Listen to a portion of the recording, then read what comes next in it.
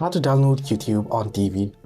Hello everyone, welcome back to the channel. In this video today, I'll guide you through the steps on how you can download YouTube on TV. Well, first things first, if you have an older version of TV, you might not have YouTube application if you want to stream the YouTube and contents on YouTube on your TV. However, if you have the latest version, the latest smart TVs, then there should be YouTube by default.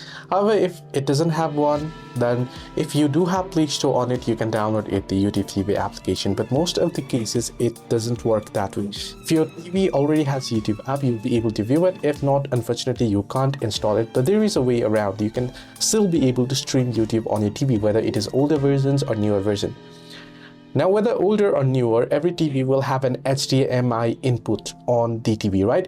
What you want to do is you can either purchase the Chromecast, the casting devices such as Chromecast or Apple TV, and you can connect it to your TV through the HDMI port, and now you'll be able to cast YouTube and Netflix and any other content through the apps that can cast out on your TV, and you will be able to watch it. So to view it on detail, make sure to comment down below. I'll be making the video on detail showing you how you can connect it. So hope this video was helpful. For now, do like and subscribe.